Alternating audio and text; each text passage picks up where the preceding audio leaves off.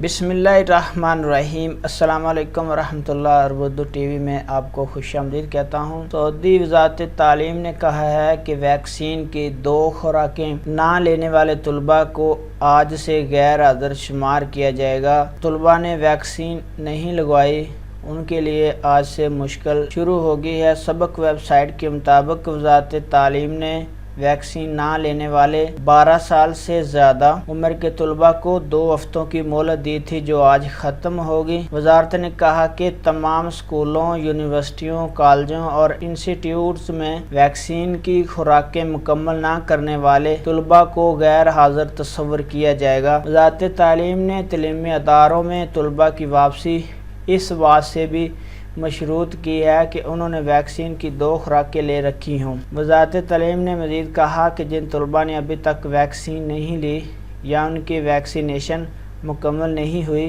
وہ پہلی فرصت میں اپنی ویکسین لگوائیں، اپنی ویکسین کمپلیٹ کریں۔ وزارت تعلیم کی طرف سے جو اہم اپ ڈیٹ تھی سعودی طلباء کے لیے، وہ آپ کے ساتھ شیئر کر رہا تھا کہ جن طلباء نے ویکسین نہیں لگوائی ان کو غیر حاضر تصور کیا جائے گا۔ وزارت تعلیم نے 2 ہفتوں کا ٹائم دیا تھا۔ اپنا بہت سارا خیال رکھیے گا۔ السلام علیکم ورحمۃ اللہ۔